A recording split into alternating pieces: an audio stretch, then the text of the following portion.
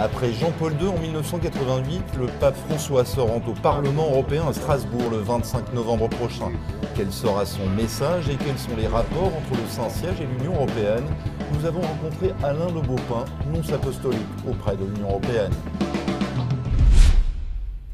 Première question qui est assez simple, c'est comment je dois vous appeler? Monseigneur, monsieur l'ambassadeur, monsieur le représentant du Saint-Siège à l'Union européenne, comment est-ce que je vous appelle? Traditionnellement, les nonces sont également archevêques et donc, en général, en Europe, on les appelle Monseigneur. Maintenant, vous voyez, je vous réponds avec toute la simplicité à votre question très simple. D'accord. Alors, on va faire je vous appelle Monseigneur, oui, tout simplement. Alors, première question, le pape sera à Strasbourg durant la séance plénière du Parlement européen dans quelques semaines. Pourquoi vient-il? C'est une visite en France? C'est une visite européenne? Tout d'abord, il a été invité, donc il a répondu favorablement et c'est avec joie maintenant qu'on a pu organiser cette visite du pape. C'est une visite que le pape tient à ce qu'elle soit européenne, c'est-à-dire que dans la visite qu'il y avait, simplement pour comparer avec le temps, au moment de la visite de Jean-Paul II. Alors ça c'était en 88, oui. C'est ça, Jean-Paul II était là. Et alors, en général, les visites que faisait le pape Jean-Paul II, il y avait une dimension pastorale, c'est-à-dire l'Église catholique présente. Là, le pape vient à Strasbourg pour visiter l'Union européenne à travers le Parlement et le Conseil de l'Europe. C'est aussi pour dire l'intérêt que le Saint-Siège porte à ce que l'Union européenne fait. Alors, on assiste tout de même aujourd'hui à une Europe qui se cherche de plus en plus, à des populismes montants dans de nombreux pays. Et ça, par contre, ça semble bien être une question et un problème que pose le pape François aussi avant sa venue à Strasbourg. Comment est-ce que vous voyez le développement? Et surtout, en tant que représentant du Vatican ici à Bruxelles, comment est-ce que vous discutez, négociez avec la Commission européenne, avec le Conseil? Est-ce que vous avez ces contacts pour discuter de ça? Aujourd'hui, on se rend bien compte qu'on ne peut pas régler, que l'Europe ne se fera pas simplement qu'avec l'économie. Et je pense que c'est ça que le Saint-Père rencontre comme Europe totalement différente de celle que rencontrait le pape Jean-Paul II quand il est venu au Parlement européen. Alors il la rencontre, mais quelle est sa réaction par rapport à cette Europe d'aujourd'hui?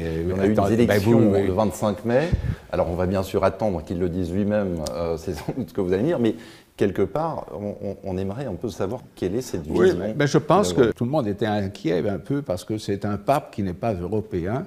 Que va-t-il dire de l'Europe? Que pense-t-il de l'Europe? Même quand on est européen et que l'on vit hors du continent européen, on se fait une certaine idée de l'Europe. C'est-à-dire, on voit sa grande diversité culturelle, mais en même temps, on a une idée de ce qu'est l'Europe. Donc, c'est, au fond, peut-être plus, et c'est peut-être plus que quand on est en Europe même.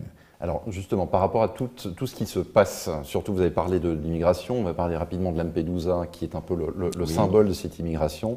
On a vu le pape François réagir par rapport à ce qui s'est passé cet été. Donc, quel est votre travail ici au niveau de l'Union européenne? Est-ce que vous vous concentrez également sur les affaires étrangères?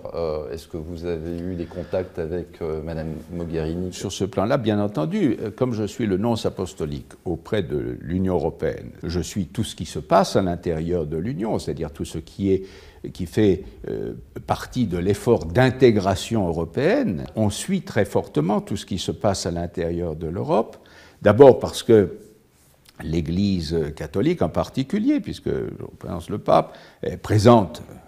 Peut-être qu'elle n'a plus, peut-être, quelquefois on dit elle n'a plus l'audience qu'elle avait, ceci, cela, mais elle est présente. Avec l'Union européenne telle qu'elle a été affirmée avec le traité de Lisbonne, il y a évidemment toute sa dimension extérieure. Et bien entendu, comme représentant du Saint-Siège auprès de l'Union, eh bien, nous sommes présents aussi dans le monde, le Saint-Siège. Nous avons pratiquement le plus grand réseau diplomatique en Afrique. Bon, j'ai été personnellement en relation toujours avec votre représentant de l'Union européenne. C'est très important. Mais est-ce que c'est important pour le Saint-Siège de savoir qu'au niveau de l'Union européenne, il y a une reconnaissance des valeurs chrétiennes dans tout ce qui se fait aujourd'hui dans la politique européenne? Alors, voyez-vous, je crois qu'il faut avoir une vision dynamique des choses, puisque le message chrétien repose sur une phrase très simple, qu'il faut aimer son prochain. On aime Dieu et on aime son prochain. Le respect des droits de l'homme, c'est pas quelque chose où le christianisme n'a joué aucun rôle, non? Bon. Parce que même le siècle des Lumières a ses fondements chrétiens. Il y a ces fondements chrétiens, on peut retourner à d'autres oui, endroits mais je veux dire, c'est une évolution, les évolutions culturelles. C'est intéressant que vous parliez de richesse culturelle, parce que juste pour les spectateurs, de rappeler qu'il y a tout de même un moment où on a, au niveau européen, pensé dans une constitution, dans un préambule de constitution, de parler de valeurs culturelles, religieuses, humanistes, dans des textes. Et là, il y aurait eu une sorte de chrétienté présente.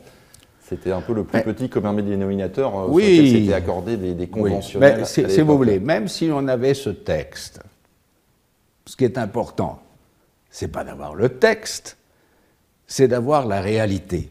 Alors, si l'Europe qui se construit est une Europe plus respectueuse de la personne humaine, si c'est une Europe où, par exemple, même la dignité de la personne humaine est au centre de la préoccupation économique et financière, bon, eh bien, peut-être qu'on n'aura pas dans le texte les valeurs chrétiennes, mais on les aura dans la pratique. Merci beaucoup pour cette interview. Oui. Et on vous retrouve à Strasbourg, fort probablement. Ah ben oui, si ma santé me le permet, bien sûr. Merci beaucoup. Je vous en prie.